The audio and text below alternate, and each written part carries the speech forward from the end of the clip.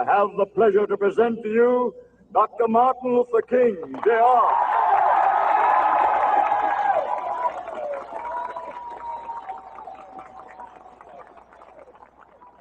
I am happy to join with you today in what will go down in history as the greatest demonstration for freedom in the history of our nation.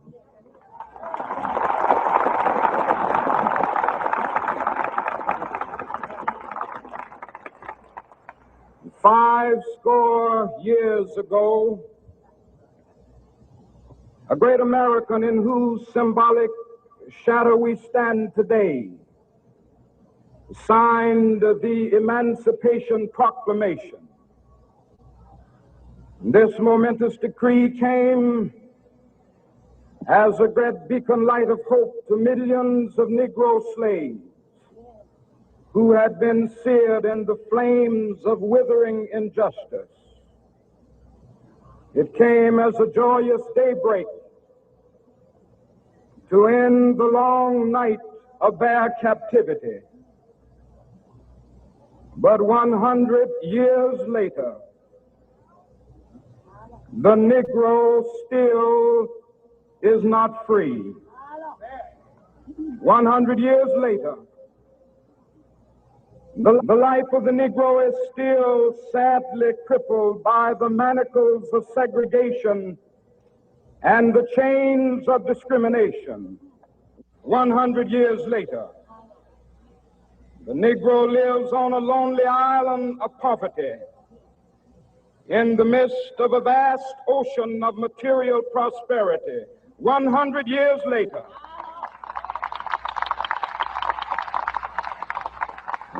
the Negro is still languished in the corners of American society and finds himself in exile in his own land. And so we've come here today to dramatize a shameful condition. In a sense, we've come to our nation's capital to cash a check. When the architects of our republic wrote the magnificent words of the Constitution and the Declaration of Independence, they were signing a promissory note to which every American was to fall heir. This note was a promise that all men, yes, black men as well as white men, would be guaranteed the unalienable rights of life, liberty, and the pursuit of happiness. It is obvious today that America has defaulted on this promissory note insofar as her citizens of color are concerned. Instead of honoring this sacred obligation, America has given the Negro people a bad check, a check which has come back marked insufficient funds.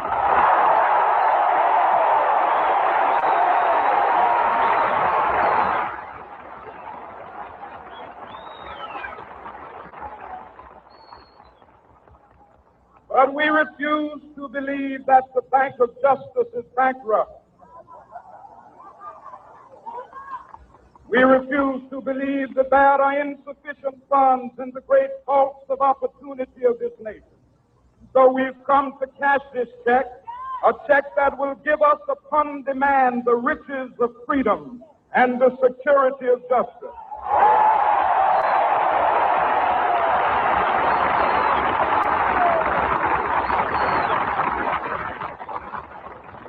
We have also come to this hallowed spot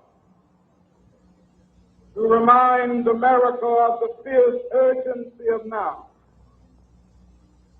This is no time to engage in the luxury of cooling off or to take the tranquilizing drug of gradualism.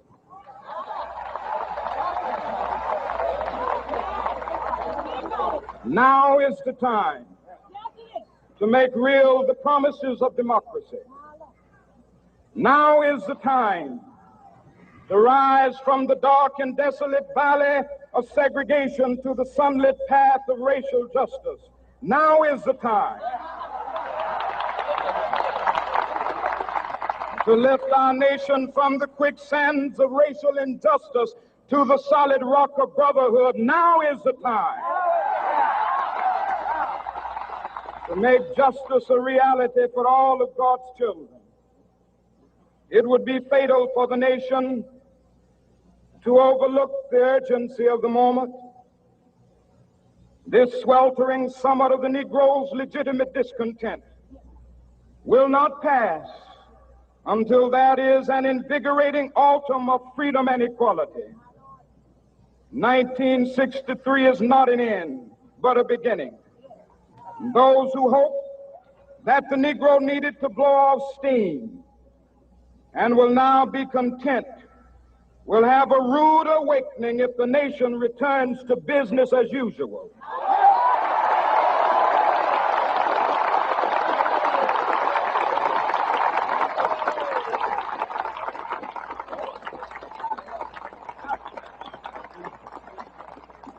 There will be neither rest nor tranquility in America until the Negro is granted his citizenship rights.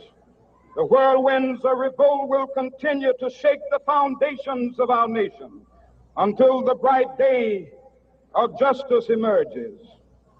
But that is something that I must say to my people who stand on the warm threshold which leads into the palace of justice. In the process of gaining our rightful place, we must not be guilty of wrongful deeds. Let us not seek to satisfy our thirst for freedom by drinking from the cup of bitterness and hatred.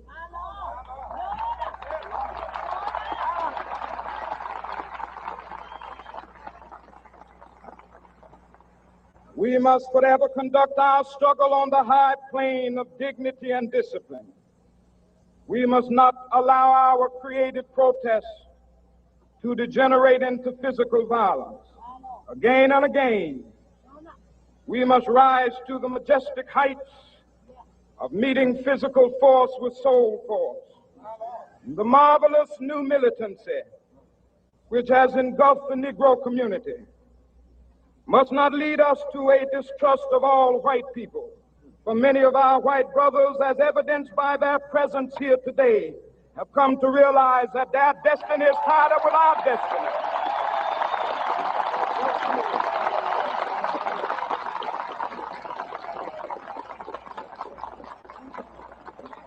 And they have come to realize that their freedom is inextricably bound to our freedom. We cannot walk alone.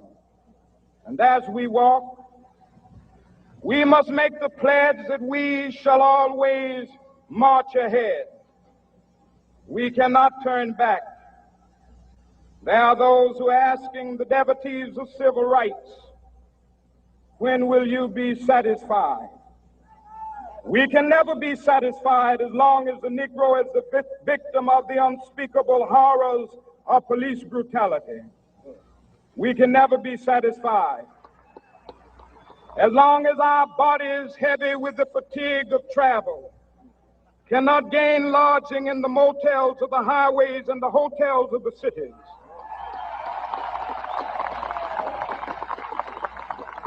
We cannot be satisfied as long as the Negro's basic mobility is from a smaller ghetto to a larger one.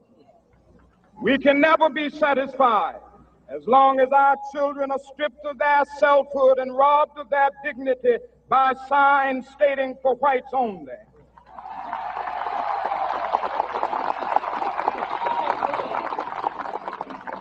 We cannot be satisfied as long as a Negro in Mississippi cannot vote and a Negro in New York believes he has nothing for which to vote.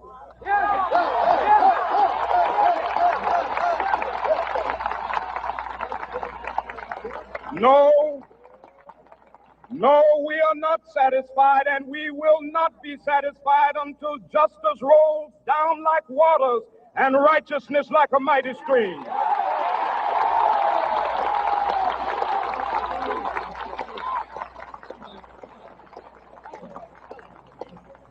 I am not unmindful that some of you have come here out of great trials and tribulations. Some of you have come fresh from narrow jail cells. Some of you have come from areas where your quest for freedom left you battered by the storms of persecution and staggered by the winds of police brutality. You have been the veterans of creative suffering. Continue to work with the faith that unearned suffering is redemptive. Go back to Mississippi. Go back to Alabama. Go back to South Carolina. Go back to Georgia.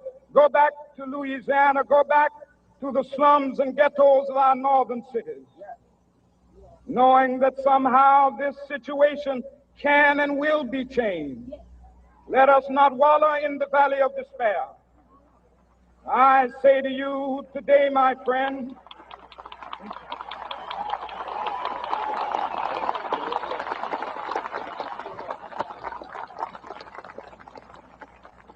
so even though we face the difficulties of today and tomorrow, I still have a dream. It is a dream deeply rooted in the American dream. I have a dream that one day this nation will rise up and live out the true meaning of its creed. We hold these truths to be self-evident, that all men are created equal.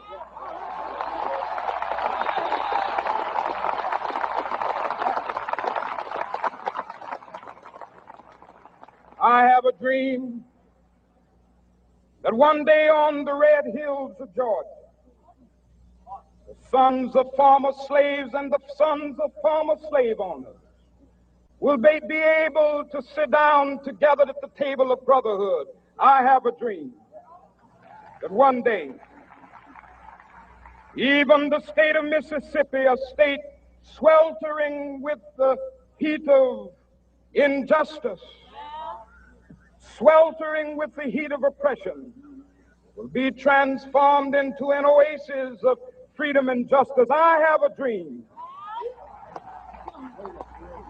that my 4 little children will one day live in a nation where they will not be judged by the color of their skin, but by the content of their character. I have a dream today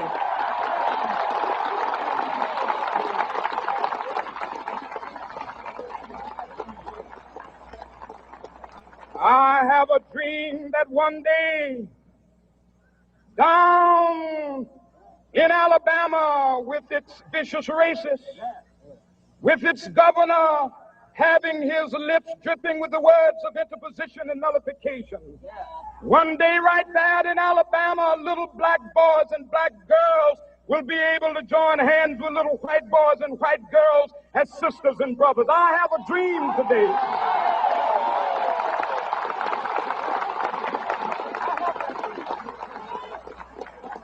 I have a dream that one day every valley shall be exalted, and every hill and mountain shall be made low, the rough places will be made plain, and the crooked places will be made straight, and the glory of the Lord shall be revealed, and all flesh shall see it together.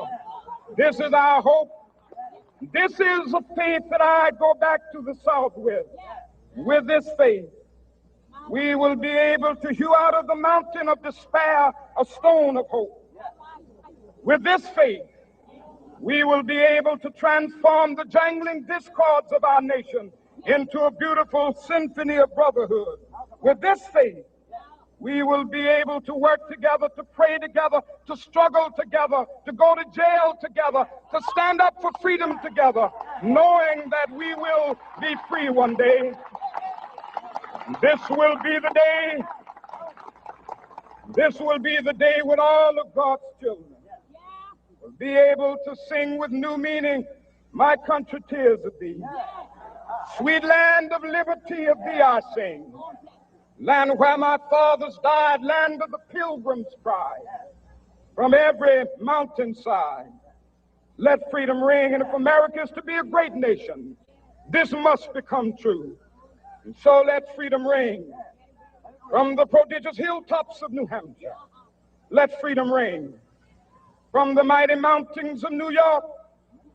Let freedom ring from the heightening Alleghenies of Pennsylvania. Let freedom ring from the snow-capped Rockies of Colorado. Let freedom ring from the curvaceous slopes of California. But not only that, let freedom ring from Stone Mountain of Georgia. Let freedom ring from Lookout Mountain of Tennessee. Let freedom ring from every hill and molehill of Mississippi, from every mountainside. Let freedom ring, and when this happens, and when we allow freedom ring, when we let it ring from every village and every hamlet, from every state and every city, we will be able to speed up that day when all of God's children, black men and white men, Jews and Gentiles, Protestants and Catholics, will be able to join hands and sing in the words of the old Negro spiritual, free at last, free at last. Thank God Almighty, we are free at last.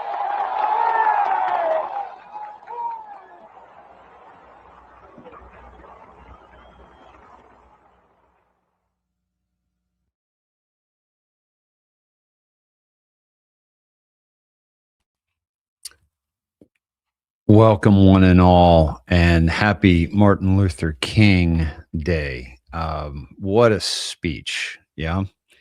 How am I coming through? I'm back in the studio with y'all, and I hope I'm coming through loud and clear. Got to do some reconnecting and all of that. So, yeah, MLK, he dreamt of a world in which the black man was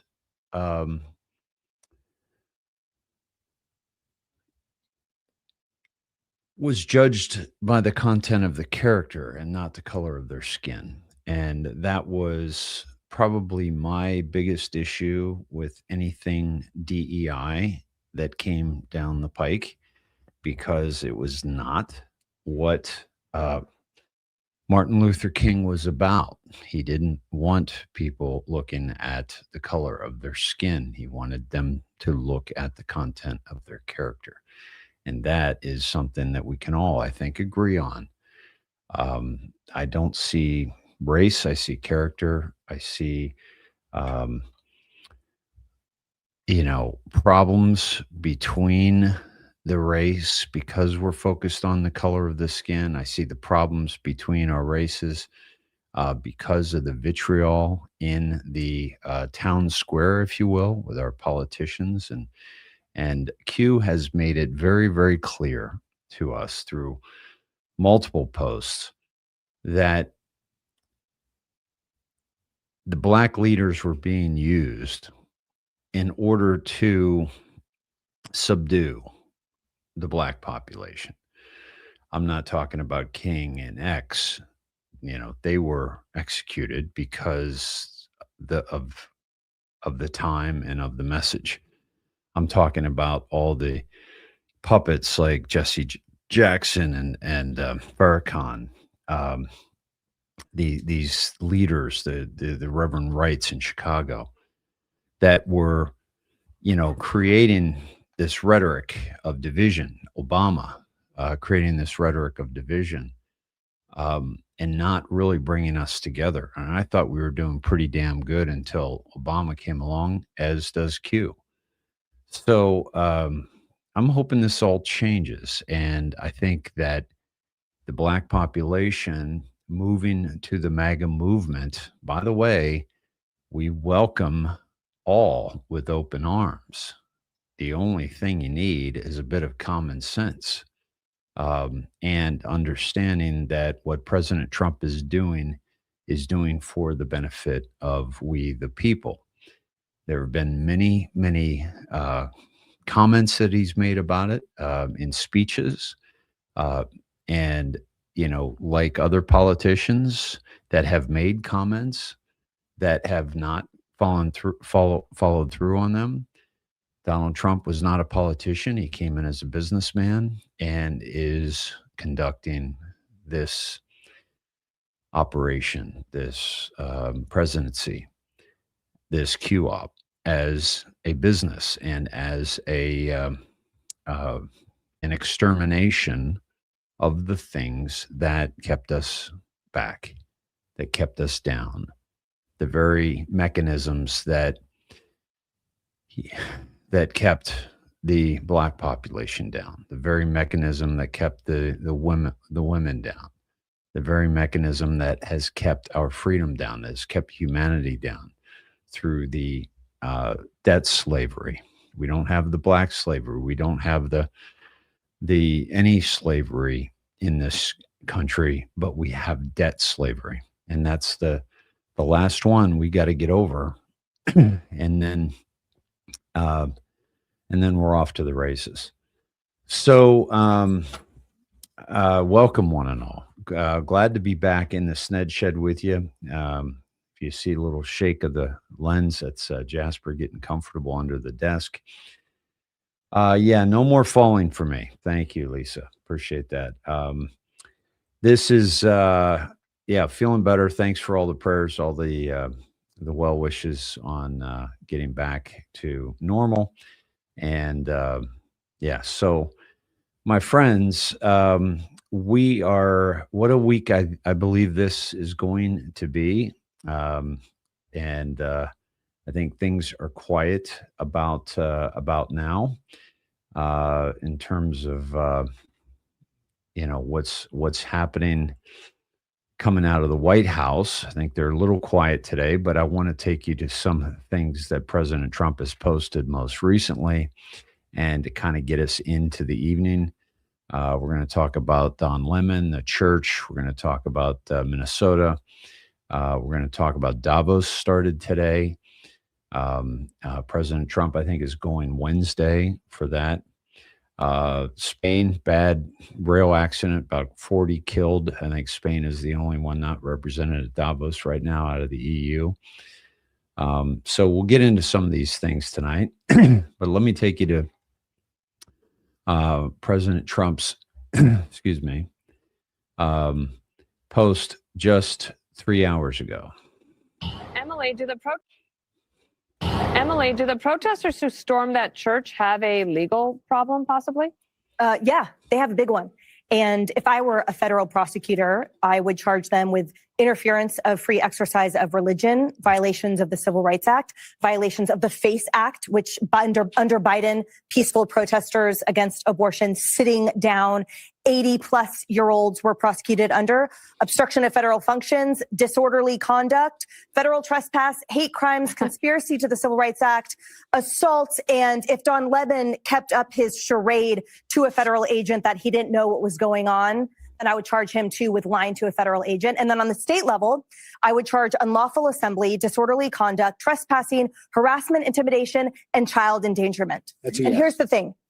If I were an employer there in that city, I would fire anyone, any of them that engaged in that shameful, unlawful, horrific, anti-Christian behavior. And if I were a parent there in that city, I would not let any of my children touch the children of those parents that you are seeing right there, if they have children. And I would make it clear it's because they are siding with and standing with child rapists and recidivist sodomizers and convicted murderers over and over again to the tune of 1,600 in that city alone that have been, you're welcome, removed.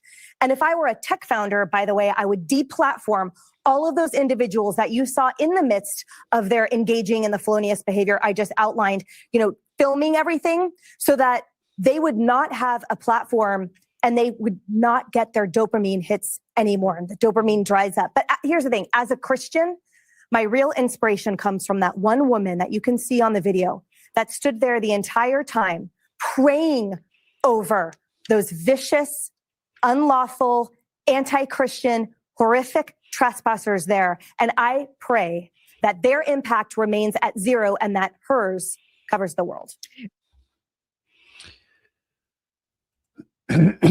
President Trump is not messing around with this today, my friends. He is coming in. That was his last post, by the way, just 3 hours ago. He then there was an affordability issue about how he's coming in strong. I'll come back to that. Mortgage rates fell below 6% for the first time in years. He ends temporary protected status for thousands of Somalis in the U.S. That was we knew that was coming, and they have to leave by March 17th. Several thousand. I guess they're not getting specific on that. Moves at their own pace. Is that heavy? That's why we have U-Box. Close that.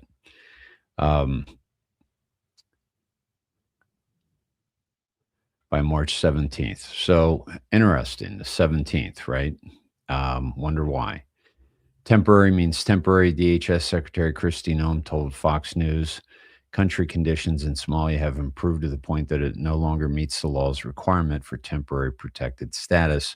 Further allowing Somali nationals to remain temporarily in the U.S. is contrary to our national interest. Noem added, we are putting Americans first. So that's happening. 4 hours ago, Trump posts America is back. Fantastic. A great interview today of Rodney Scott, CBP Commissioner by the wonderful Will Cain on the Will Cain Show. Thank you both, President DJT. In Minnesota, there is too much media attention on ICE, who have removed some of the worst murderers and criminals in the world. People let into our country by crooked Joe Biden's horrendous open border policy, and not enough attention paid to the staggering sums of money stolen from the state by corrupt Minnesota politicians. That's, they're going hard into Minnesota, my friends. This is not going to end well for Walz. It's not going to end well for Frey, whatever the hell you say his name. Let's go to Stephen Miller here.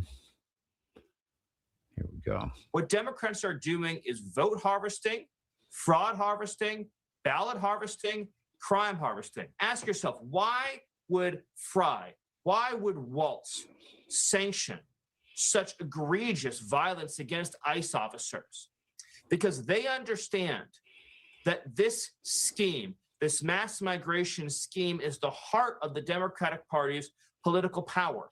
It is their plan for power today and long into the future. So they know that if this administration of President Trump is successful in reversing this invasion, it will deal a generational blow to Democrat political power. Well, before I let you go, what Democrats are doing is vote harvesting, fraud harvesting. Yeah, they're doing it all, and they're getting away with it. This is, we've got another Q-proof, by the way. Spiritual Street Fighter reposted. The Department of Labor said tomorrow marks the 1 year since the most pro-worker president in history was inaugurated. Under President Trump's America First leadership, our people are stronger, safer, and more prosperous than ever before, and our nation is second to none. Let's keep the momentum going. And the DOL, I think this is like the 5th or 6th post, and the picture comes from a Q drop of May 3rd, 2020, 4093. In reality, they're not after me. They're after you. I'm just in the way. People, an informed, free-thinking public, awake is their greatest fear. United we stand. So, no accident. How many coincidences before mathematically impossible that they're putting out this this picture from a Q drop from years ago, from 2020, and it's like I said, the 5th or the 6th Q drop right now. So very interesting that's going down the way it is, and that we're getting Q proofs not just from Kirill Dmitriev, the Russian liaison from Putin's cabinet, but also from Department of Labor, and of course POTUS himself, and of course Scavino. So it's kind of like they're broadening the ways in which they are proving the Q connection and the plan. I want to share this with you here. This was President Trump. In case you missed it, let me play this for you here. Next, sir, we have a presidential memorandum for your attention. This memorandum requires the immediate declassification of all FBI files relating to the Crossfire Hurricane investigation. This was obviously one of the instances of the weaponization of law enforcement powers of prosecution against you and others. We believe that it's long past time for the American people to have a full and complete understanding of what exactly is in those files. Which gives the media the right to go in and check it. You probably won't bother because you're not going to like what you see. But this was total weaponization. It's a disgrace. Should never happen in this country. But now you'll be able to see for yourselves, all declassified. Is that correct? Yes, sir. All declassified? Yes, sir. Everything? The FBI file with there's a classified annex, but other than that, this we'll put everything in the public eye. Is anybody going to look? What about you? You going to look?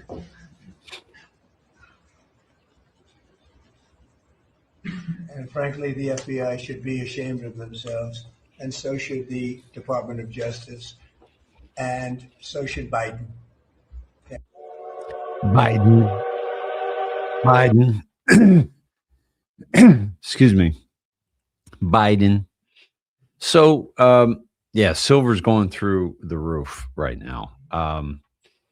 This is really unbelievable. What's happening with silver, folks, and I've been talking about it for quite some time, as you know, many years, that this was inevitable, and this is an opportunity for you to be able to buy fractionalized gold and fractionalized silver and have it stored in a vault in Idaho until you have the coins that you want, and then they will ship it to you FedEx, which I have been doing for quite some time.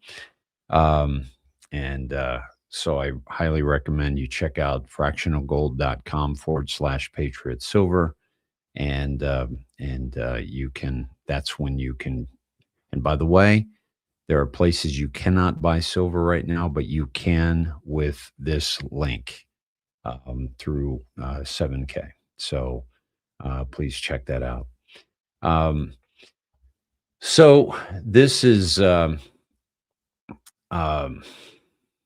we covered this a couple days ago too. It's kind of like all the people that were coming after Trump, right, are now, their time is up, right? And judges, Michael Cohen is a co-equal branch of government. Michael Cohen had told the New York, told the press that the New York prosecutors pressured and coerced him into anti-Trump testimony. And so that's going to be very interesting. And this is President Trump reposting this. And he said both in the DA's office and the Attorney General's office pressured and coerced him into delivering testimony tailored to securing convictions against Trump. Cohen, who was a key prosecution witness in 2 New York cases against Trump, accused New York Attorney General Letitia James and Manhattan District Attorney Alvin Bragg of pursuing evidence aimed at Trump, saying the prosecutors were uninterested in the testimony that didn't fit their narrative. I felt pressured and coerced to only provide information and testimony that would satisfy the government's desire to build the cases against and secure judgment and convictions against President Trump, Cohen wrote in a post on Substack. And there he is. This doesn't mean you do it. but it certainly brings up the point that they were actively trying to take him out, meaning Trump, in any way that they could. And President Trump reposting that and everybody else reposting that is pretty, pretty significant in terms of, this focus. The Crossfire Hurricane is coming up. The Michael Cohen coming out with this, the lawsuits against all the people that were coming after President Trump, but they were actually committing crimes and Trump was not.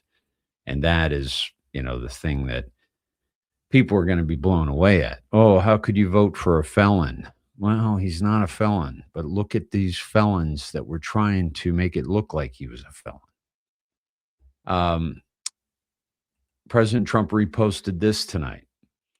A small group of elderly ladies were protesting in an abortion clinic and were given 40 years in prison for violating the FACE Act. I would like to see the same kind of sentence for Don Lemon and the people that broke into that church and did that during services. Yeah, I mean, that's this is, and let me tell you about the FACE Act. This is basically Freedom of Access to Clinic Entrances Act, and they got those women for the reproductive health services, as they call it, which are the abortion clinics, and it deals with force, threats of force, physical obstruction, or intentional property damage, and also the exercise of freedom of religious freedom at places of worship, like you can't get in the way of them. The law was passed in response to rising violence and blockades against abortion clinics in the early 1990s, including murders, bombings, arsons, and aggressive protests that escalated after events like the 1993 killing of Dr. David Gunn. It creates both criminal penalties, crime and fines and imprisonment with harsher terms for repeat offenders, and civil remedies, injunctive relief, compensatory punitive damages, and statutory damages up to $5,000 per violation. So doesn't prohibit peaceful, but it does get into the other part of it. So that is, they're not messing around here. And this is, walking into a church because the pastor is an ICE, works with ICE, and that ain't cool. And that's what they're trying to do. They're trying to go after ICE. This was a part of this. Let me bring this up for you.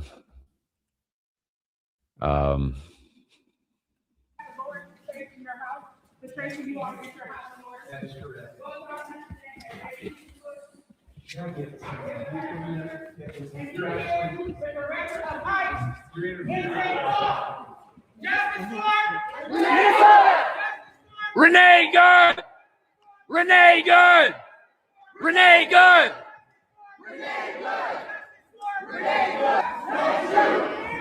Go shoot! Go shoot! Go shoot! Go shoot! Go shoot! Go shoot! Go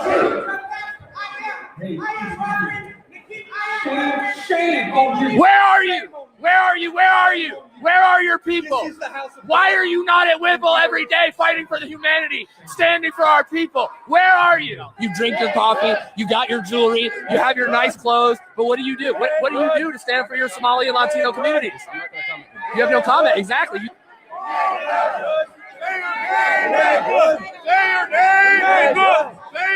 Renee Good!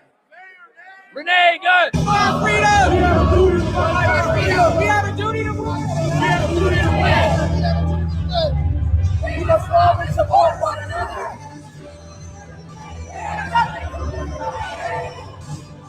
All these comfortable white people who are living lavish, comfortable lives while children are dragged into concentration camps. You're living real life, nice lives with your lattes, doing absolutely nothing for your Latino and Somali brothers and sisters. You come here to a man wearing a suit as a preacher. Did Jesus wear a suit? Did Jesus profit off the words? No, Jesus would dine with immigrants. You do not touch me. Touch me again and see what happens. Hey, you can't. You are a fake Christian. Why are you not standing with your Somali and Latino communities? Why do I not see you out at Whipple every day protesting this attack on humanity? Where are you? You're sinners. You're pretending to be Christians. But we know you live an easy life, don't you? A very easy life while people are starving. Shame. Out now. Out now. Living real comfortable while the people starve. Living real comfortable while children are dragged into concentration camps. You're all living real comfortable, aren't you? Shame on you. Do something. Stand with the Somalis. Stand with the Latinos. Quit ignoring this injustice. He wears a suit and tie, and he hangs out with Christy Nome. How is that a Christian? You're supposed to accept all immigrants, are you not? Why are you not going down to Whipple and joining us in protest against this inhumanity? You claim.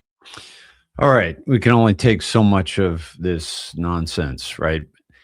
Let me get to what's being done about it. Let me play. This was Don Lemon interview in the past. I mean, this is unacceptable. It's shameful. It's shameful to interrupt a public gathering of Christians in worship. So, but there were folks will. I have to take care of my flock. Okay, but listen, we live in there's a constitution in the First Amendment to freedom of speech and freedom to assemble and protest. We're here to worship. We're here to worship Jesus because that's the hope of these cities.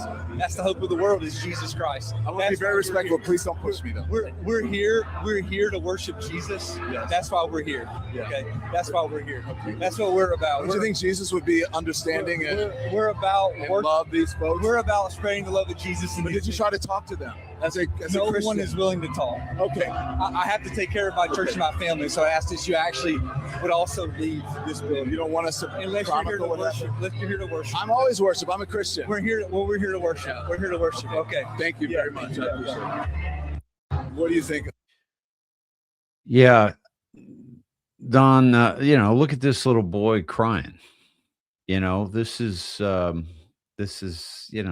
not what you go to church for. And Gunther Eagleman shared this, and Elon reposted it. This was before the event. They're getting the operation together again. This is an operation that is secret, that they invited folks out. Can't tell you what is going to happen, but you're going to watch it live unfold here on the Don Lemon Show. There are for this reason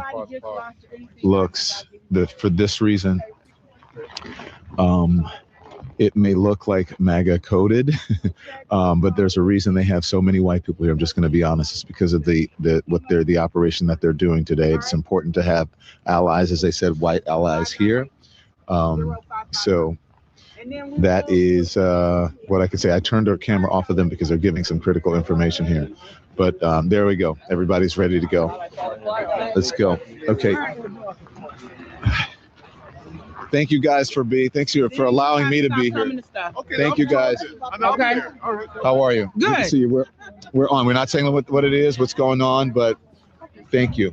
Tell us why you're doing this. So this is Nakima Levy Armstrong. She's on the show on Friday. Nakima Levy Armstrong, civil rights attorney, longtime activist here in the community, and we protest and do activism in all kinds of ways. This is Operation Pull Up, more of a clandestine operation. We show up somewhere that is a key location. They don't expect us to come there. And then we disrupt business as usual. So that's what we're about to go do right now. We've had a lot of success with the times we have done Operation Pull Up. Yeah. After George Floyd was killed, we went to the Police Federation head's home and staged a demonstration there. We also went to the head of the U.S. Marshals from Minnesota after Winston Smith was killed by the U.S. Marshals. We went there after Dante Wright was killed when AG Keith Ellison. So this was planned. It was orchestrated. And this is what Benny Johnson had Jimmy Dillon on today. And let's play that for you. So let me just make it clear, because this a assistant attorney general, I don't know, gosh, what's her name? Something Hammett, Gillen or whatever. So, so thank you for joining the show, Hammett. I had no affiliation to that organization. I didn't even know they were going to this church until we followed them there. We were there chronicling protests. Once the protest started in the church, we did an act of journalism, which was report on it and talk to the people who were involved, which included the pastor, members of the church, and members of the organization. That's it. It's called journalism. Okay. Your response to Don Lemon. Well, look, I mean, we have a presumption of innocence in this country, so I want to preserve my ethical duties here. But let me just say that, you know, he's a journalist. He was a journalist. I don't know what he is now, but journalism is not a badge or a shield that protects you from criminal consequences when you are part of a crime. And I think the videos show how close he was to these folks. I think further evidence will show more information about that, but he clearly knew, and he stated before going into the facility, it's on his own video, what was going to happen there. What was going to happen was a violation of federal law, federal criminal law. And I don't know what to say. I mean, the FACE Act has been out there for more than 30 years, and there were lawyers involved in this so-called protest, and their purpose was to terrorize people of faith in a house of worship. They were targeting a different pastor, not the one seen on camera, who they got information was a ICE supervisor. None of that matters. It's off limits to go into a house of worship to do your little protest. Protests can occur on public property. Protests can occur outside, you know, on a sidewalk, certain sidewalks, not all sidewalks. And this is like basic what you learn in the first year of law school. There's a time, place, and manner restrictions on the First Amendment right of protest, and they were violated here in this case. No question about it. The only question is who was involved, how many were involved, and how many charges are going to be brought here. Those are the questions. It's absolutely incredible to hear that. Could you talk us through the last time that this argument was used, which was January 6th? Because I tend to recall, and I know many of them, people who were there on January 6th, and they were filming, right? And they said, sorry, my phone was plugged in. They were saying, I was filming, and so therefore I'm a journalist, and I get protection from this act that the federal government said was criminal. And, you know, and they didn't get any protection. Steve Baker is one that's pretty famous at the Blaze. But there were many others. And so that certainly did not shield these journalists on January 6th breaking in the U.S. Capitol, right? Yeah, you're correct. And look, I've been practicing First Amendment law for over 30 years. And so I have represented many journalists, mostly conservative, not all conservative. And if someone were to come to me and ask me, hey, is it okay if I embed with a gang of criminals about to commit a crime and videotape it? I would say that would be a poor idea. Do not do that. Let me call my criminal defense attorney friend and let's get you retained. If you think you're going to do something crazy like that, you need to get your bail money ready. And I would advise against it. That would be my advice neutrally, just theoretically. Okay. Now, the leader of this, one of the organizers there who got the kiss from Don Lemon is a lawyer. She's a lawyer for BLM. She's a lawyer for the NAACP, or she has been historically, I think, leader of a chapter there of the NAACP. And a lawyer should know better because this law is well known. But forget the law. A human being should know better than to take their protest into an altar in front of a place where people are coming to worship. It is literally supposed to be a sanctuary from all kinds of distress and fear, and a place to get comfort and solace. And this is just godless behavior to take that into a house of worship. It is, I don't know what we've come to here in this country that people are doing this willingly, but it won't happen again with impunity. It won't happen in this case with impunity. And it's just not going to happen in America. We won't tolerate it. I know that you cannot comment on that. So this is one of the things that they're talking about here is the also the KKK Act, not just the FACE Act, but the KKK Act. And what that video that I showed you was foreknowledge that Don Lemon knew. This woman called and let him know that this is what they were going to do. And he came to be a part of it. This is all, you know, this is all coming to the surface, obviously, in a way that at a time when the people of America need to get behind the sheer prosecution of these people. This goes back to 1871, Civil Rights Act of 1871, U.S. Federal law passed by Congress, signed by Grant on April 20th. Enacted during the Reconstruction era to combat widespread violence and intimidation by the Ku Klux Klan and other white supremacist groups targeting newly freed African Americans, their white Republican allies, and anyone exercising constitutional rights like voting, holding office, serving on juries, or enjoying equal protection under the law. So goes to the 13th, 14th, 15th Amendments, granting freedom, citizenship, equal protection, and voting rights back to Black Americans. Now, talking about this, literally, excuse me,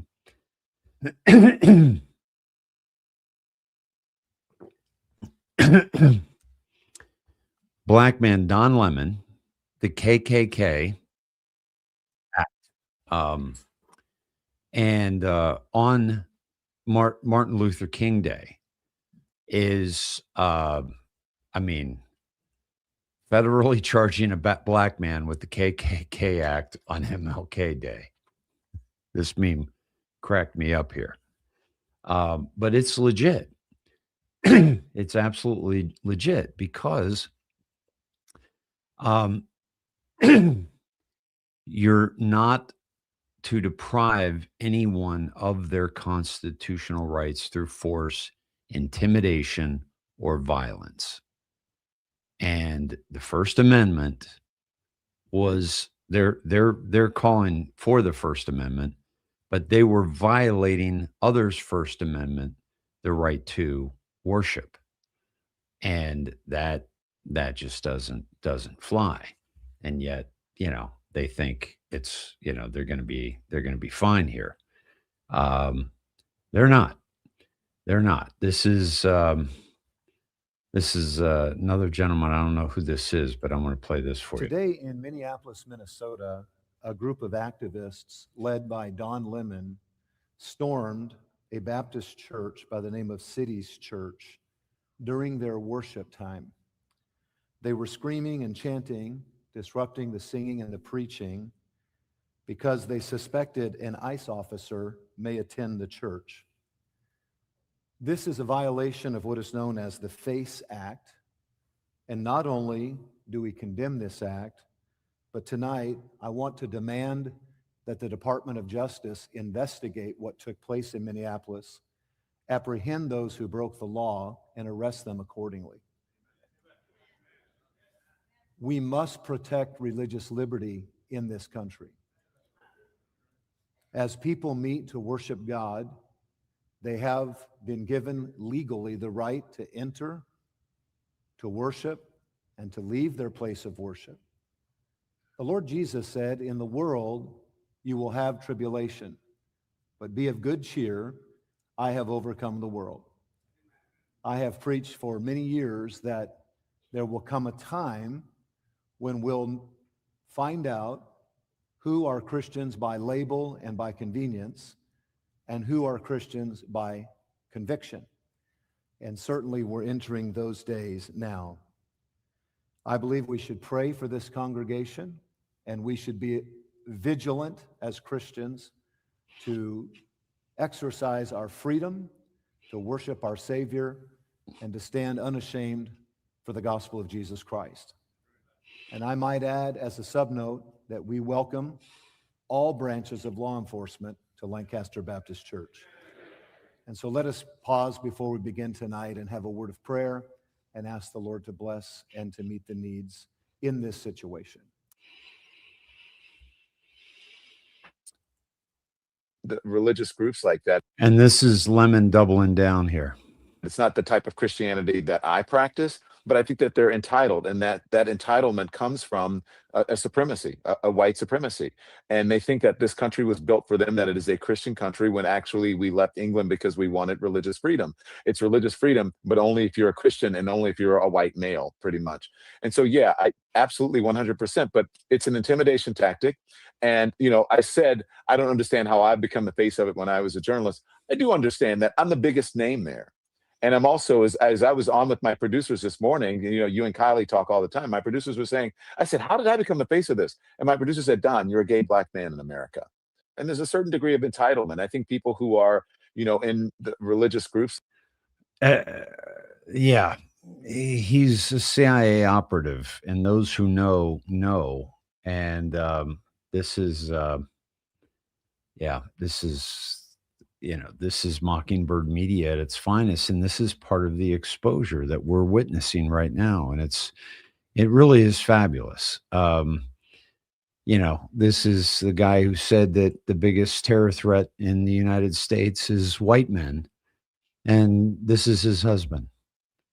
Go figure. It's almost comical, the level of absurdity that comes out of the mainstream media. And this is all about the exposure. This is about the movie. This is about the precipice. When will people, be pushed to the precipice? I mean, the Democrats are literally trying to protect rapists and murderers and, excuse me, and trying to impede ICE for, doing, I don't know what, their job. Yeah. So this is, that's that whole situation. And I think that,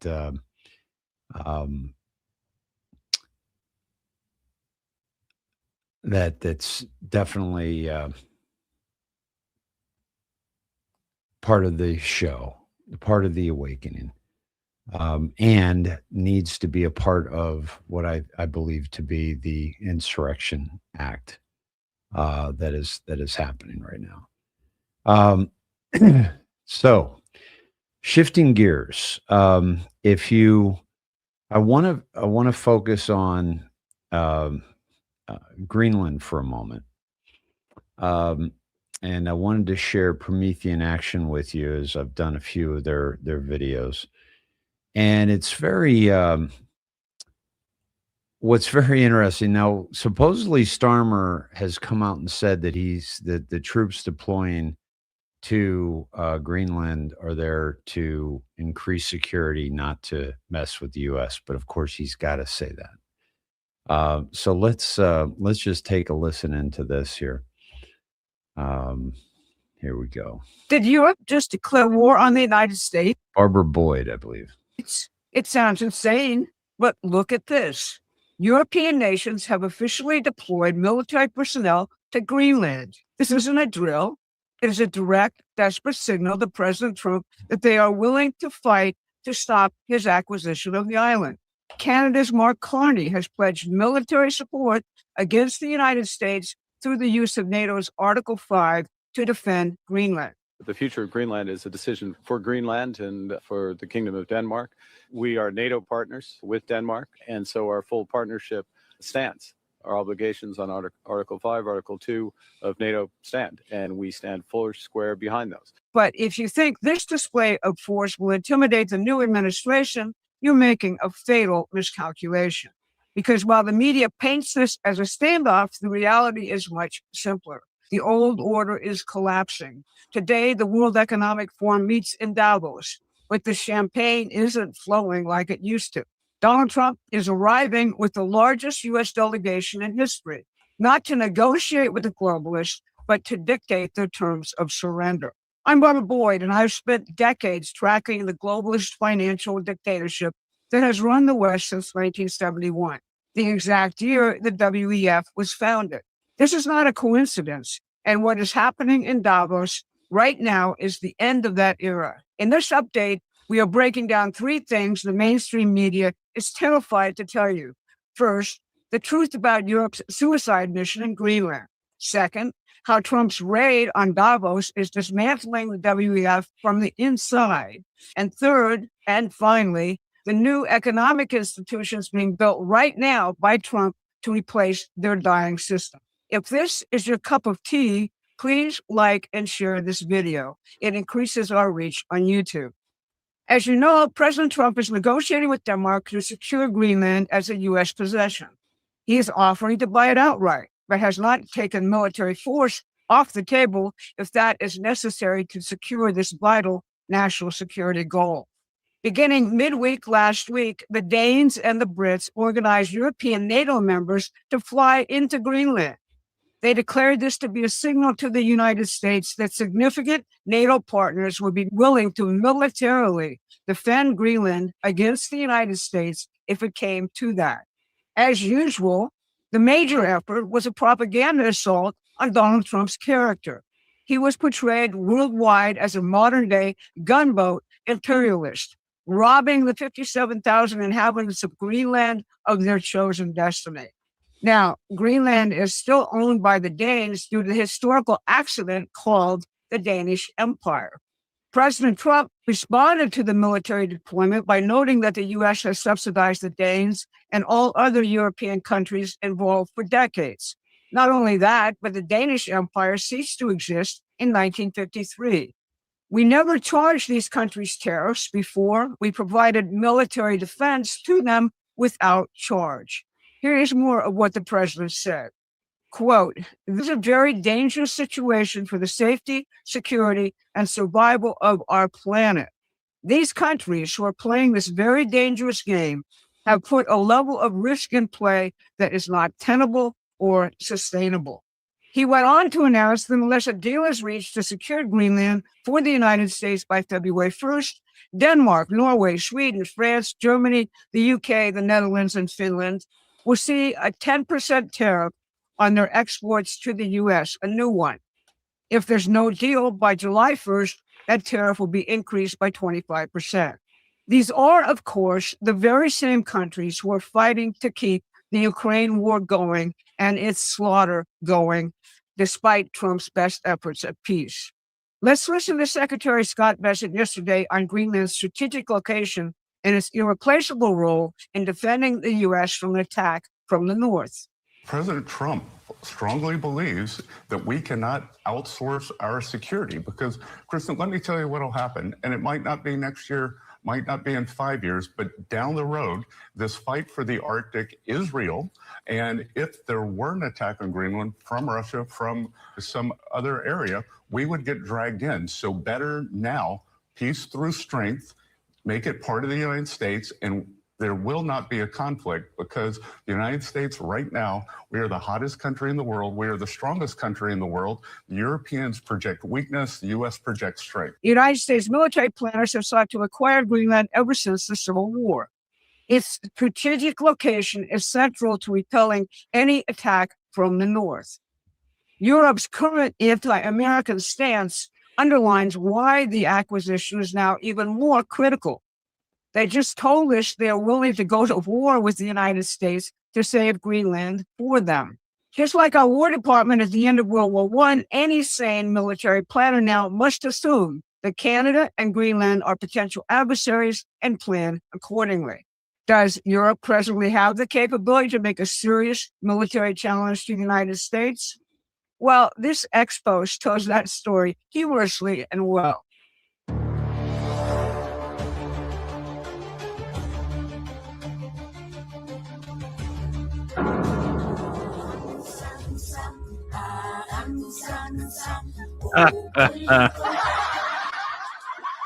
But we're not talking about kinetic warfare immediately. The war which has been waged on us since 1971 is hybrid warfare, a concerted effort to destroy our culture, our institutions, and foment continuous unrest of the type we are presently seeing in Minneapolis and elsewhere.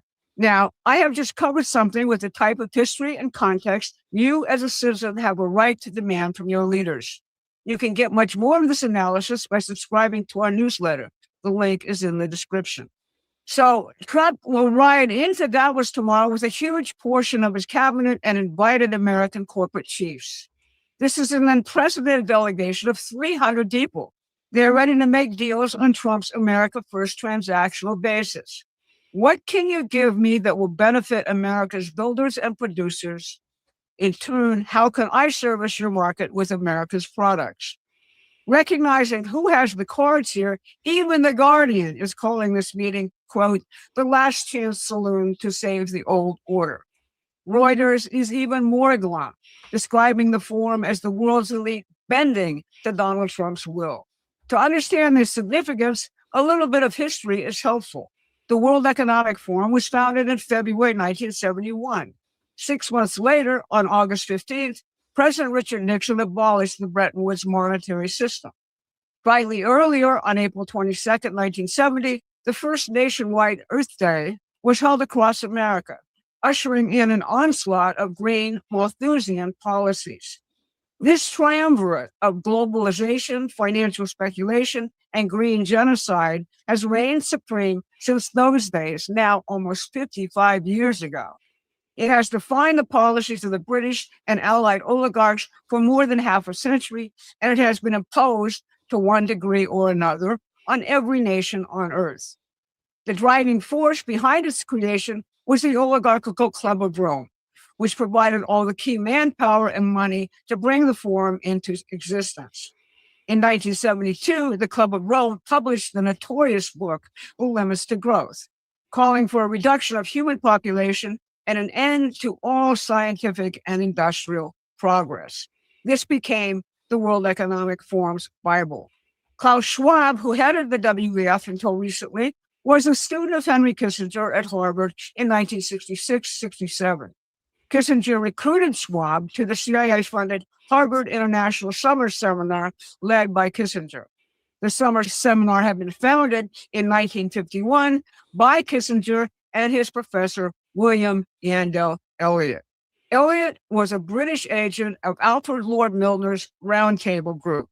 The Round Table Group itself was dedicated to rebuilding the British Empire and reabsorbing the United States after the British defeat in our Civil War. So before now, the globalist WEF was selling itself as a viable opponent of Donald Trump.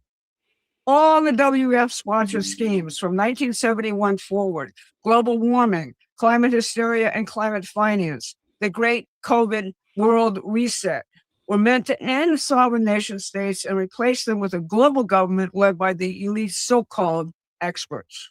All of those schemes are abject failures. Trump's world is a world where sovereign nation states trade to the benefit of each other and promote constant scientific and technological progress. Now Trump is on the verge of rendering these guys has-beens. They can join the Trump world, or they can continue to carp, moan, and shoot from the sidelines. European coverage of the president's Wednesday speech says that he will emphasize his plans to bring down housing costs in the United States, celebrate U.S. economic growth, and argue that the U.S. is leading the charge away from a stagnant and dying world order. The BBC says that Trump's speech might be called the Great Global Disruption, with the president playing the role of the Great Disruptor. The U.S. delegation plans to operate out of the house on Davos's main street called USA House, which is festooned right now with Freedom 250 banners celebrating the 250th anniversary of our Declaration of Independence from the very same British Empire. Trump plans to launch his Board of Peace through a focused diplomatic push at this event. That new institution is tasked with rebuilding and economically developing Gaza, and phase 2 of Trump's Gaza peace plan is now very much underway. President Trump's idea, however, is far broader than settling the Israeli-Palestinian conflict and fostering economic prosperity. His Board of Peace will eventually resolve conflicts as they arise, providing a much more agile and pragmatic basis for doing so than the United Nations. That's another institution which deservedly is being rendered a has-been. Invitations to join have been extended to 60 nations, including even Mark Carney's Canada and, thankfully, Vladimir Putin's Russia. Permanent membership on the board will require a $1 billion fee with all funds collected dedicated to peace and economic development. In settling all the recent wars he has settled, Trump has relied on outside parties of goodwill, providing new perspectives to age-old conflicts. Egypt and Turkey, for example, have played major roles in the Gaza ceasefire and will play major roles in the Gaza redevelopment operation, along with the Gulf states. Israel objects to Turkey and Qatar being involved, but Trump is proceeding anyway over their objection. So the media is right in saying that Donald Trump has killed the old order. The era of the Davos consensus is over. For 50 years, the world's future was decided behind closed doors by this self-appointed elite. Today, that door has been kicked down and opened. The Great Reset has met the Great Disruptor. The old order is pleading for its life, while a new order of builders, producers, and sovereign peace is being born in real time. I'm Barbara Boyd for Promethean Action. If you want to stay on the right side of history, like, subscribe, and share this video. Help us get to 500,000 YouTube subscribers. We're now...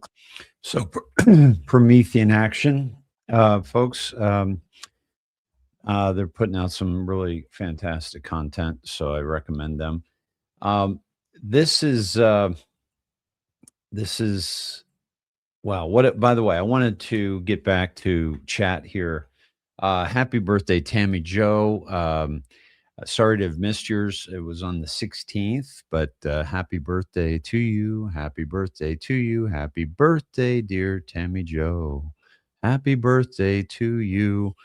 And what a beautiful week it is for your birthday, just in terms of things are shifting. Things are shifting in a direction that is, people are getting pushed to the precipice. We're seeing just the absurdity of the defense of rapists and murderers and criminals, and all of this being exposed by President Trump just 23 hours ago. The new number is there is $19 billion in Minnesota Somalia fraud. Think about that. Fake Congresswoman Ilhan Omar, a constant complainer who hates the USA, knows everything there is to know. She should be in jail, or even a worse punishment, sent back to Somalia. Considered one of the absolutely worst countries in the world, she could help to make Somalia great again. All right, so let's just see if President Trump's taken us anywhere with those caps. We'll go to Snedheads. We'll click down on the menu over here. We'll go to research the Q drops, and we go to capital letter counter, and we put in the capital letters right there. And we're taken to drop 30. Drop 38. Let me take you there. And let's see if President Trump was giving us anything else. Significant. 4 carriers and escorts in the Pacific. Why is that relevant? To prevent other state actors from attempting to harm us during this transition. Russia, China. Now, I know it's not the Pacific, but what's the big talk about Greenland? Russia and China not getting access or not having their ships there. Or conversely, all for North Korea or all three. Think logically about the timing of everything happening. Note increased military movement. Note National Guard deployments starting tomorrow. Note false flags. Follow Huma. Prepare messages of reassurance based on what was dropped here to spread on different platforms. The calm before the storm. Note false flags, which we're seeing in Minnesota. National Guard deployments starting tomorrow. Okay. Note increased military movement, and we are seeing some of this military movement, and certainly with troops deployed. And this was Fletch 17 earlier. The U.S. Army's 111th Airborne Division, nicknamed the Arctic Angels, who specialize in frigid weather warfare, asked to prepare to deploy to Minnesota or Minneapolis. So that could be very interesting. I don't have receipts on that. Fletch is pretty solid. But I want to check into that if you guys want to double check on that to see if that's legit. But interesting that President Trump took us to that. Let me also go to 10:43. This was last night at 10:43 p.m. And also, let me do the mirror as well. And 10:43. And also, let's go military timestamp of 22:43 for the times. Oh, okay. All right. So let's do mirror first.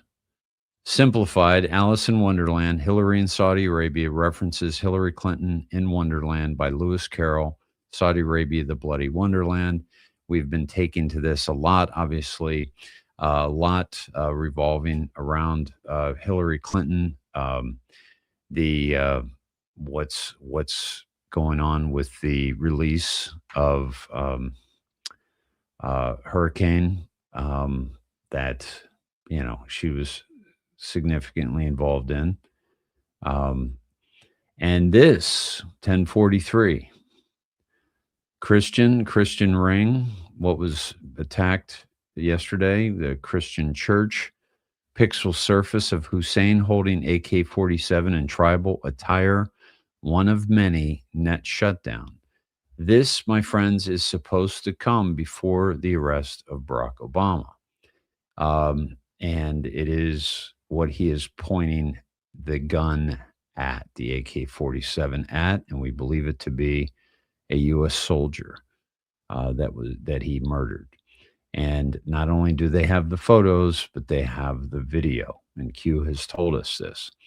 22:43, watch Trump live. VIP Patriot front row, negative 1034. Not really significant, although President Trump will be live this week. Certainly at Davos, maybe before.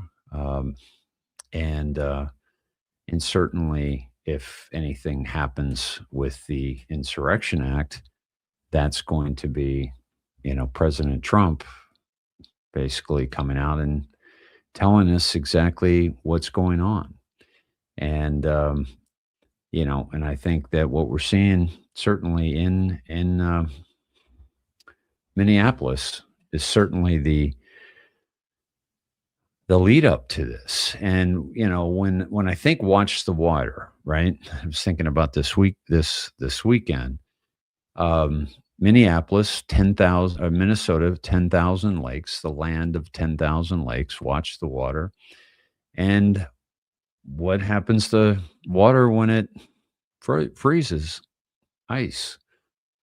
Look at the significance of ice. When Q said watch the water, I wonder how much of it was to watch ice and watch the attacks on ice, which will lead to the Insurrection Act and the Marines being brought in to clean up this mess. It's a mess that they've left us with. And it's unbelievable what the people, those that scream the loudest, right? Those that scream the loudest. And this is going to be very, very interesting, my friends. It's just to me, it's just a matter time at this point. I want to take you to a few, since we're just on the Q board. I want to take you to a few Q deltas for today, January 19th. One, 561. MSM is fake news, propaganda, talking points. 4 a.m. private email addresses, paid contractors, Judgment Day. What was I just saying about Lemon? It's almost like they're letting this guy continue. But remember, Don Lemon and all these people, they've been given scripts by the black hats this whole time, by the deep state, to control us, to manipulate us, to, draw a narrative.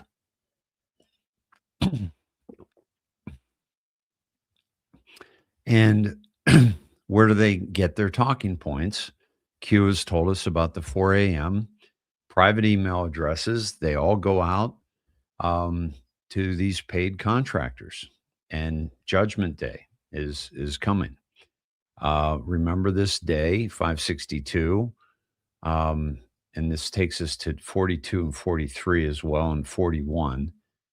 Why are American taxpayers subsidizing Tesla? Welfare for the rich. Why? Private emails, Google, North Korea, Tesla. The memo is only the beginning. The shot heard around the world. I had mentioned to you that Q, the subsidization of Tesla, that Q had mentioned that, and yet Q brought in Elon to do what he's doing. So some Q from Canada. Seth Rich coming. The floor is yours. The cure will spread worldwide. Have faith. Timing is everything. This is Hussein cabinet staff who use private email addresses. That's the ones they're mentioning that were getting their 4 a.m. talking points, and also the Hillary Clinton emails. What was the purpose? Loretta Lynch, HRC, James Comey, James Clapper, Chuck Schumer, AM, forgetting it right now. We don't say his name. McCain, Rod Rosenstein. Now, sometimes this is Seth Rich, but the private emails were probably for the assassination of Seth Rich. But I think that might be somebody else in this context. James Brennan, Valerie Jarrett down here, the snake, and HA. I'm forgetting a few of these. Please fill in the blanks because you guys, I'm sure you know. Did Hussein use a private email address? At what? Question mark. Who just resigned from Google? That was Eric Schmidt, and he resigned the day after the executive order 13818 that would take all assets away from those involved in crimes against humanity. He resigned, and that's because he was a part of all this. Why was he in North Korea?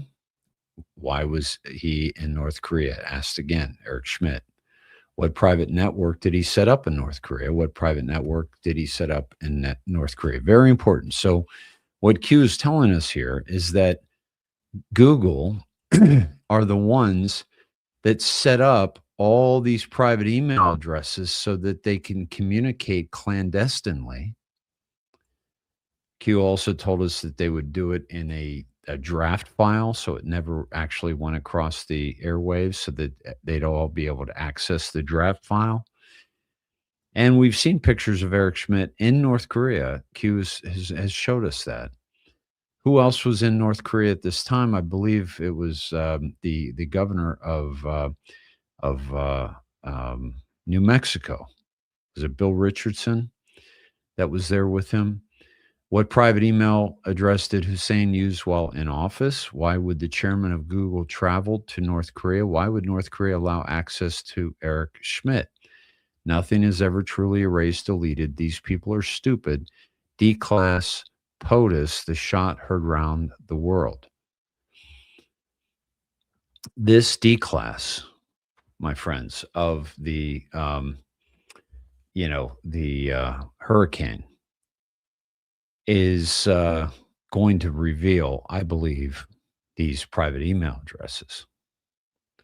And so it's very, very interesting that this is today's Delta and that we're seeing this. And the other thing I wanted to say about this is that Q has let us know that the reason why that this connection takes place is because the CIA was controlling North Korea until President Trump liberated Kim Jong-un from the CIA. So this is, these are some significant drops. Now, why are we here? Why are we providing crumbs? Think memo, building the army, not convinced this is spreading. You, the people, have the power. You, the people, just forgot how to play. You, the people, together you are strong. Apart you are weak. They want you divided. They want race wars. They want class wars. They want religious wars. They want political wars. They want you divided. Learn. For God and country, learn. Stay strong. Stay together. Fight, fight, fight. This is more important than you can imagine. Okay. Counter narrative went out 4 a.m. to MSM contractors like clockwork, Russian bots. These people are really stupid. Desperation, fear. When does a bird sing? Nobody is safe. No deals. MSM contractors. They keep calling the MSM contractors. Goodbye. Fight, fight, fight. Again. CS will live in fear from today forward. That's Chuck Schumer. Thank you for visiting the White House. This, and Q posted this later. Yeah. Nice game of chess. A few red pills for family and friends. Yeah. So this is the Great Awakening, Q. So this is drops. Now, I want to go back to where I took you, which was 38, where President Trump took us earlier today. Okay. So the reason I want to do that is because we're going to pick up 39, 40, 41, and we're going to go down this path like game theory because this is, we're being led in this direction by today's deltas, and I'll show you that again in a moment.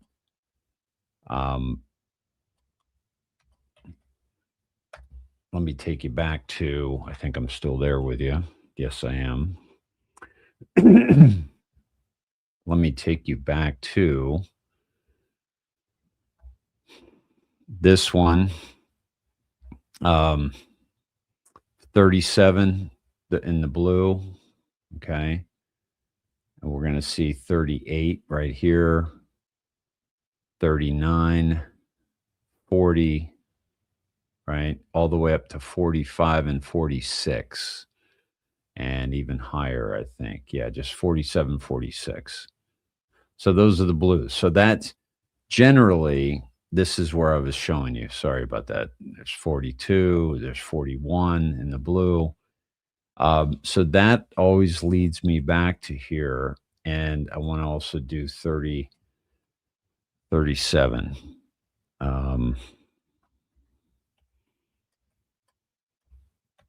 Okay, so let's go to 37. They are true patriots. We will never forget. Let these coming days be remembered in our history as the time we fought to recapture the republic from those evil bad actors who for so long has sacrificed the good people of this land for their own personal gain. Fight the good fight. Let justice be served. Okay. November 2nd, 2017. 38, 4 carriers are in escorts in the Pacific. I went into that. Also, the follow Huma leads us to Hillary Clinton, but also leads us to the Muslim Brotherhood, which has been now activated as a terrorist organization. As that's just the tip of the iceberg right now. 39, November 2nd, 2017. Would it blow your mind if I told you Barack Obama has been to North Korea and perhaps there now? We were just taken to North Korea with today's Deltas, right? And Google and Barack Obama and the CIA. Why did this administration do little to slow their nuclear and missile capabilities? Who feeds North Korea with strategic intel? Iran. What deal was done with Iran under Barack Obama? Why was the deal sealed under a top secret classification? Why wasn't Congress notified? I mean, this guy got away with murder, literally. Why, after he left office, all of a sudden North Korea has nukes and the tech to miniaturize for payload delivery within the U.S.? What about NSA, CIA, Department of Intelligence, et cetera, all confirming tech won't be in place for 5+ years, statements made in 2016? Why is all this relevant? What does it tell you? Big picture is rare. President Trump blew up their nuke base, that mountain, okay, which was the CIA, Barack Obama, Google, the whole bit. That was CIA run, and they were going to cause World War III with that and with the Iran nuclear weapons through the Uranium One deal. That's why they did the Russian reset, to allow for the Uranium One deal to happen. Number 40, 41020, ABCDE. This was, I believe, the first signature. There might have been one in the 30s from DJT. Yeah. I think Q Clarence Patriot was DJT, wasn't it? 41020, ABCDE, basically telling us that President Trump is signing these. 41. What a coincidence is. Again, this is a year after he's been in office, about 10 months, right? In November 2017. What a coincidence. The mountain that, okay, here it is, that housed North Korea's nuclear weapons and testing collapsed. Unbelievable timing. I wonder if critically important materials, as well as scientists, aka the bomb makers, were inside when it happened. Shocking. No global news agency suspects we had nothing to do with it. Enjoy the crumbs. Kind of an interesting double negative. Enjoy the crumbs. 42. We serve at the pleasure of the president, DJT. 43. These crumbs are not meant to scare anyone, but merely inform. Resistance will be dealt with swiftly. The core focus is removing entrenched and fortified bad actors within our federal government, past and present, as well as others. Bad actors was mentioned earlier. Simply be diligent. Phone numbers will be provided if you witness an uprising or other domestic violence, in addition to 911. Any military scene is for your protection as well as to demonstrate our resolve. Watch for confirmations tomorrow. This is the second time we've been led to what's going to happen tomorrow. Okay. And this is, again, we were sent here by today's Deltas. 44. Before POTUS departs on Friday, he will be sending an important message via Twitter. God bless. And then 45, follow Huma. What just broke with Huma? What did HRC instruct Huma to do regarding classified markings? Why is this story now just coming out? What relevance does it have? Why is Donna, as in Brazil, running for cover? Was a deal granted in exchange for something? Who made the deal? Do we care about Donna or those who instructed her to violate the law? Why is this being leaked versus simply prosecuted privately? Who is attempting to change the narrative and soften the acts that are forthcoming this weekend? This has to do with of course, Donna Brazil with the DNC, trying to, run cover for Hillary Clinton, trying to, run cover for, what's her name? Schwartz, what's her name? The DNC, Debbie Wasserman Schultz. The Seth Rich, there was speculation that Donna Brazil and Marion Browser, her wife, were at the hospital that Seth Rich was taken to.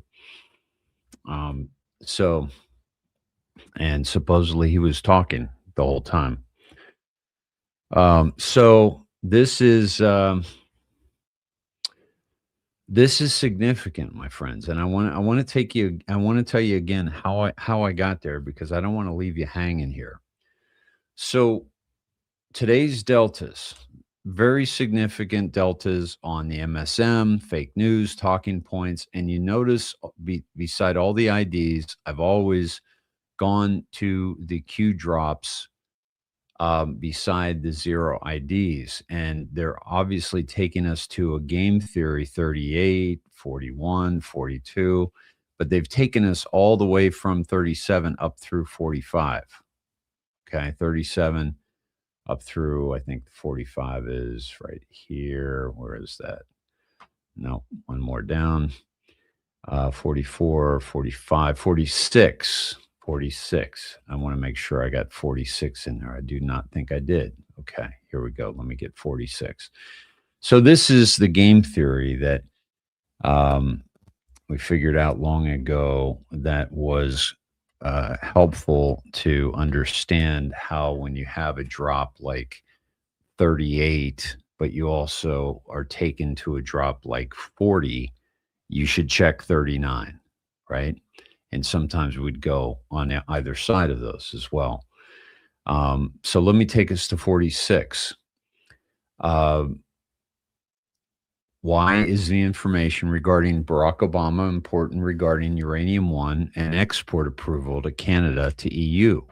Where is Barack Obama today? Did Barack Obama and or his administration ever make false statements that Uranium One would never be exported from the U.S.? Yes. Who made those statements? Who did they report to? Why is this relevant? The public has been given a select taste, i.e. sampling. Rest assured, others have it all. 100% verifiable and impossible to refute. Why is this relevant?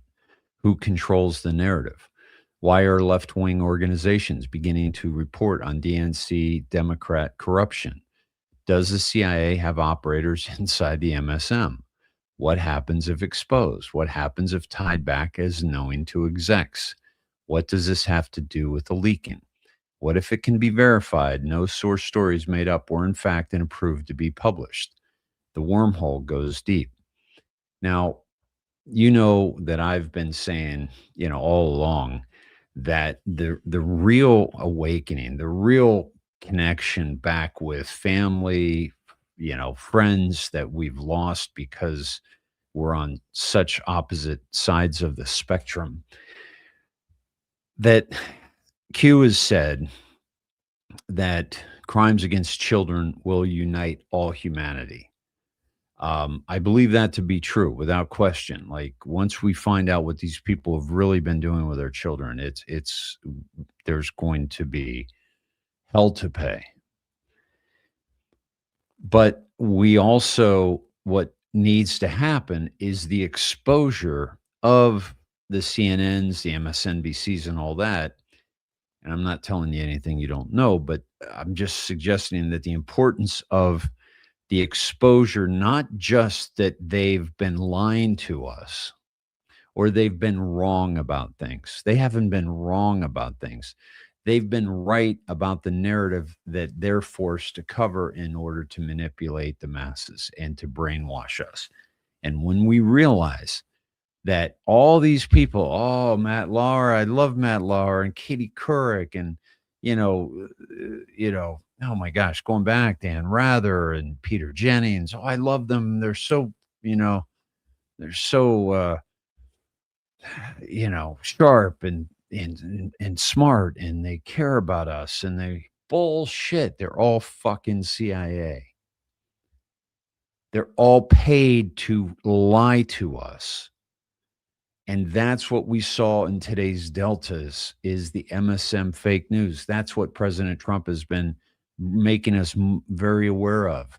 You and I have been very frustrated. Why are they still letting CNN into the office pool or into the White House pool and the Oval Office?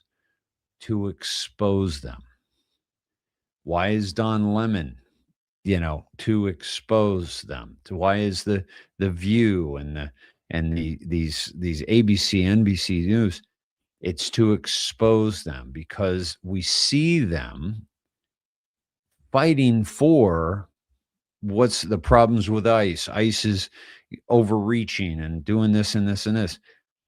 Where are their stories about the Laken Rileys and the people who their lives have been ruined by this? Where are the stories about our SNAP benefits and the Medicare and Medicaid and all the fraud? Where are the stories from the mainstream media about those things? No, they're focused on this myopic vision of ICE and how they're tearing children away from their parents, just like back in the day when they said that Trump, was putting children in cages that, by the way, Barack Obama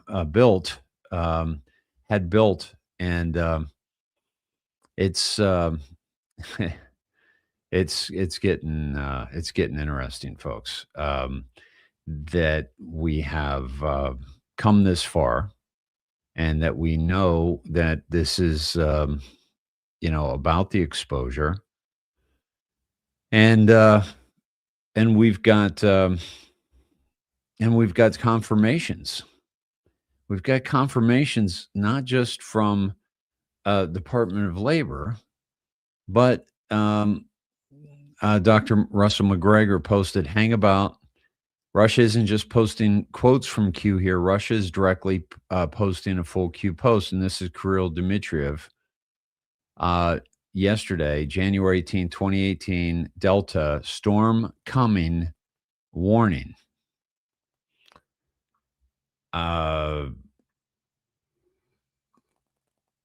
Okay. I mean, this is from Russia. This is sanctioned by Russia. You think Kirill Dmitriev is just putting shit out there without Putin knowing about it or without Putin approving of it? Yeah, that's not happening.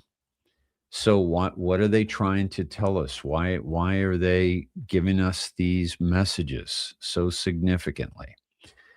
And there was one delta for tomorrow, and I want to play that delta for you. Q drop. It is Q drop 3777. Okay, and here is the video, a very famous video of on Eisenhower and the military-industrial complex. Here we go.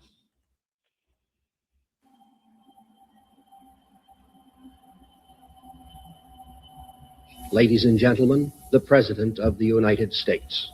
Good evening, my fellow Americans. We now stand 10 years past the midpoint of a century that has witnessed 4 major wars among great nations.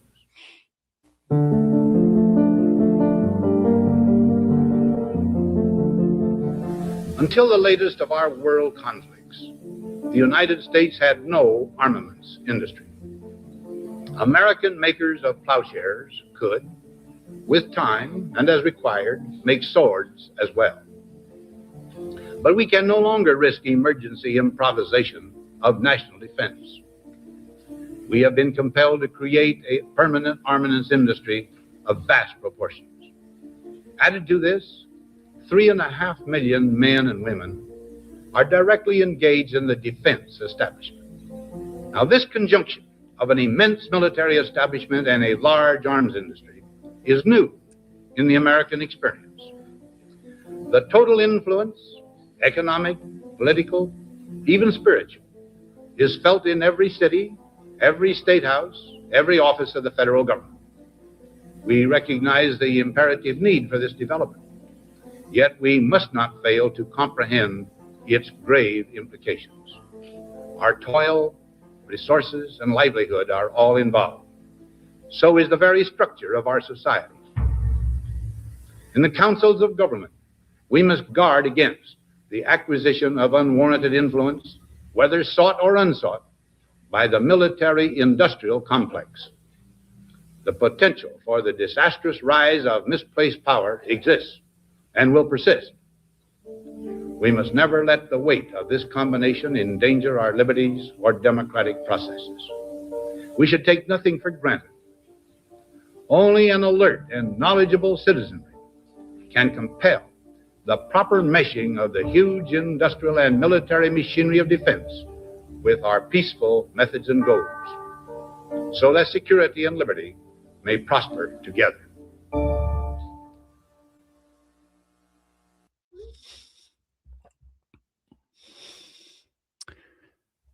There you have it. Interesting. Interesting that tomorrow is the delta for that. And what we're seeing, the posturing around Iran, the posturing around Greenland, everything. Here's the thing about it's like, how did Trump know that we should get Greenland? How did Trump know about Venezuela? How did Trump know about all this? Q is a military operation. It is military intelligence. It is the NSA. They have it all. They know it all. They're the Monroe Doctrine, our Western Hemisphere. The Q is literally changing the world with President Trump as the tip of the spear. And what we are watching unfolding, what's important to remember, isn't weeks long, isn't months long, isn't years long. It is decades long. That's how long it took to get here. That's how long it took to disassemble this military industrial complex that Eisenhower spoke about, that Eisenhower warned us about. He was a general. He knew firsthand. He witnessed it. He experienced it. And as commander-in-chief, leaving office, he warned us about this. Very significant. Very significant. So, my friends, this is some really significant connections to Q, some really significant connections to the plan. This happened from, I want to share this from Ultra MAGA account. Nice little dive. Wireless emergency alert, aka EAS incoming. Il Donaldo Trumpo's ex-post, thank you, Elon, has a timestamp of 11:20 p.m. East EST, 23:20 military time. Q post 23:20. DUT news status, what a wonderful day. And it brought up, let me take you this. Thank you, Elon. And it brought up this this post, okay, of the presidential alert, right? So now we don't normally look at Il Donaldo Trumpo's posts, but the fact that he's the one posting on X the most is significant. And the fact that he did this one, and we were just taken to the Barack Obama situation in Muslim Guard holding an AK-47. We know that we've been hearing about the net shutdown. We saw what happened with Verizon last week, which is not normal, with the shutdown of that network. We've seen the technology that they were able to use against Venezuela. President Trump says we have technology you haven't even seen yet. So a lot of things pointing to the Insurrection Act. We were taken tonight to, if you see the military, that was one of the deltas. If you see the military on your streets, it is for you. They are there for your protection. These are how many, I guess, messages are we going to get? And before it actually happens, right? How many predictive programming? Some of you are talking about the National Walkout Day tomorrow. BZ, yes. So this is the story on that. January 20th, because it's a year from President Trump being in office. Actually, today marks the 365th day of his presidency. It's called the Free America Walkout, organized primarily by groups like the Women's March, 50501, and other grassroots activists, or should we say grassroots activists, my ass, more like ass roots activists, because these people are being paid by Soros and USAID and all that has, some of it is still, sitting in coffers and being paid out. This is a coordinated nationwide and even international action marking the 1-year anniversary of Donald Trump's second inauguration. Excuse me. Participants are encouraged to walk out of work, school, businesses, or commerce at 2 p.m. local time to protest against what organizers described as escalating authoritarian policies, including ICE raids, mass deportations, attacks on trans rights, deployment of troops in cities, and other issues related to fascism, immigration rights, and democracy. Attacks on trans rights, like a man playing in women's sports, that's an attack on their rights. I'm sorry, not allowing children to have sex change operations. Are those trans rights? It's happening across all 50 states, Puerto Rico, and some other countries, Canada, France, Italy, Netherlands. 600 events have been registered. Goal is to interrupt business as usual and show collective power by withholding labor and participation. Emphasize peaceful action, community support, etc. Yeah. So this is the propaganda machine. I mean, in Iran, they're literally trying to get out from underneath tyranny, and here people are supporting the tyranny and the chaos that is being wrought by the illegal immigrants. Yeah. Let's see. Jojo, I would love the first rest to be Davos tomorrow on my birthday. That would be a hell of a present. That would be cool. Yeah, come back tomorrow. I'll sing for you. And happy early birthday. This is yeah, it's going to be interesting what goes down. And let me see what else I had for you tonight, and any if you have any questions for me, please put them down, because I'm going to wrap things up here in a few moments. Oh, folks, if excuse me, let me get some workout. Saint Solutions for colloidal silver, Mysterium Purple Pets. Use SNED17 at checkout for 12% off your order. And I put it in my water. There's my beautiful mug by Holly Marsh there. I put it in my water. It is fabulous, and I highly recommend it. LightningspringsRanch.com. Use SNED at checkout for 5% off if you want some grass-fed, grass-finished beef from Utah. Great family ranch, the Lamb family. Please check that out, and do yourself a favor. If anybody wants to send me anything, you may do so at the following address, and I have a few things I want to share with you. And this is, let me start with this card. Words are the voice of the heart, Confucius.